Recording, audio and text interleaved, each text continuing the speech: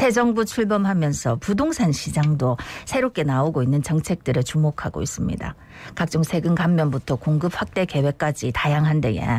무엇보다 관심이 높은 건 집값 전망 아니겠습니까? 오늘 이 시간에는 윤석열 정부가 출범하면서 달라지는 부동산 정책 짚어보고요. 부산의 집값 어찌 될지도 예측해보겠습니다. 예, 동일대 부동산 대학원장 강정규 교수 전화 연결돼 있습니다. 교수님 안녕하십니까? 안녕하십니까? 네, 안녕하십니까? 네. 윤석열 정부가 출범한 지난 10일부터죠. 다주택자에 대한 양도소득세 중과 조치 1년 한시적으로 중단이 됐는데 일단 이 내용부터 좀 짚어주시죠. 예, 청취자분들도 이미 보도를 통해서 여러 차례 들으신 바와 같이 그동안의 양도소득세에 대해서 기본세율만 적용을 하다가 흔히 말하는 중과세 제도가 적용이 됐었습니다. 그렇죠. 하지만 새 정부 들어서 좀 주택시장을 정상화로 돌린다는 차원에서 지난 10일부터 다주택자들에 대해 부과했던 양도소득세 중과 제도가 다시 1년 동안 유예가 됐습니다. 네. 따라서 과거와 같이 남은 주택에 대한 양도 차익에서 최저 6%에서 최고 45%만 부과가 되는 이런 형태로 한시적으로 1년 동안 적용이 됐다. 그래서 중과제도가 내년 5월 9일까지 없어졌다라고 보시면 되겠습니다. 예. 또 다주택 적용 주택의 보유와 거주기간 리셋 규정도 폐지된다 하는데 이건 어떤 내용입니까? 예, 현재는 1세대 1주택자가 조정 대상 지역에 취득한 주택을 양도할 때 비과세를 받기 위해서는 2년 이상 보유 또는 거주 요건을 채워야 합니다. 그런데 지금 이 2년 이상 보유, 2년 이상 거주 요건을 채워야 하는 것들이 과거에는 반드시 1주택자가 됐던 시점으로부터 2년 이상을 보유하고 2년 이상을 거주했어야 되는데 이게 다시 리셋이 됐다. 그러니까 다시 원래로 돌아가서 내가 그 집을 갖고 있었던 동안 언제든지 간에 2년 이상 보유를 했거나 2년 이상 거주를 하게 되면은 1가구 1주택자에 대해서 양도소득세를 부과하지 않겠다. 즉 비과세하겠다라는 내용이라고 보시면 되겠습니다. 예. 일시적 2주택 비과세 요건 또 굉장히 완화됐다고요? 예. 지금 많은 분들이 일시적 2주택자 즉 이사와 같은 것 등으로 인해서 일시적으로 2주택을 갖고 계시는 분들이 많이 계십니다. 그런데 이 2주택을 갖고 계신 분들이 기존에는 2년 이내에 기존 주택을 처분하면은 양도소득세를 면제받을 수가 있었었는데요. 이게 1년으로 줄어들었던 시점이 있었습니다. 그래서 1년 안에는 지금 기존에 갖고 있었던 집을 팔 시기가 너무 촉박하다라는 의견이 많아서 이것 또한 주택시장의 정상화를 위해서 2년으로 늘려줬습니다. 즉 일시적으로 1가구 2주택자가 되신 분들의 경우에는 기존에 갖고 계셨던 주택을 2년 안에만 처분하게 되면은 처분한 주택에 대해서 양도소득세를 비과세한다. 라는 내용이라고 이해하시면 되겠습니다. 그래서 좀 이사할 수 있는 기간이 조금 더 여유적으로 2년 정도까지 가능해졌다라고 보시면 되겠습니다. 이제 새 정부 들어서면서 이제 규제 완화책 쭉 설명을 해주셨는데 이 규제 완화책으로 어떤 효과가 있을까요? 예, 일단은 지금 흔히들 말하는 시장의 정상화냐 비정상화냐라는 이야기를 많이 하고 있습니다. 예를 들자면은 가격 문제라든지 또는 거래량 문제 같은 것들 그리고 집을 사고 싶으신 분이 사고 팔고 싶은 분이 팔 수 있는 여건이 만들어졌냐를 가지고 정상화냐 비정상화냐를 이야기 많이 하고 있는데 가격이 지금 현재 많이 올라간 것들은 당연히 비정상적이라고 보여지고 있고 또 지금 거래량이 사상 최저로 주택 거래량이 떨어져 있습니다.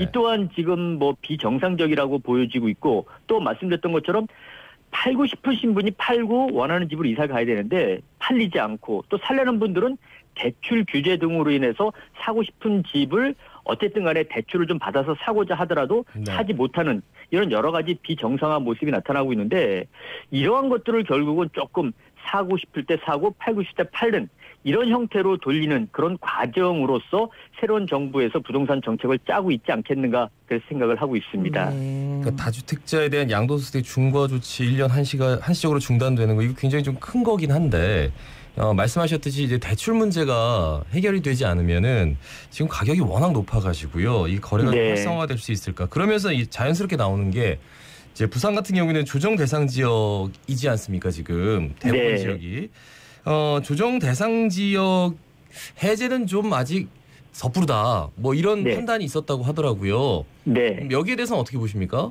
예, 일단은 지금 그 조정 대상 지역을 해제하기 위한 요건이 숫자적인 요건이 정해져 있습니다. 네네. 예를 들면은 공통 요건으로서 주택 가격 변동률이라고 하는 것을 따져서 주택 가격 변동률이 6개월 동안 마이너스 1% 이하여야지만 된다. 예. 그런데 지금 부산의 경우에는 지금 16개 구군 중에서 14개 구가 그 조정 대상 지역인데 이 14개 구 중에서 동구와 강서구 정도만 기준에 충족하고 네. 나머지 지역은 주택가격 상승률이 여전히 높기 때문에 해제에 대한 숫자적인 것이 기준에 적합하지 않다라고 보여지고 있고요. 네네. 그 외에 뭐 미분양 주택수, 거래량, 주택보급률 같은 것들이 해제 요건에 해당이 되는데 그중에서 거래량 정도만은 해제가 그 되기 어려운 수준으로 도달해져 있고요. 네네. 나머지 것들은 또 해제가 되기 어려운 요건에 해당된 것들도 있습니다. 따라서 결론적으로 말씀드리면 지금 현재 숫자적인 것들에 대한 기준만 보더라도 우리 부산 지역의 조정 대상 지역이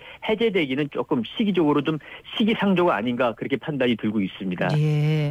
교수님하고 연결할 때 항상 여쭙는 게 집 없는 사람들은 집 살려면 여전히 너무 비싸가지고요. 지금 부산의 부동산 시장 상황은 어떻습니까?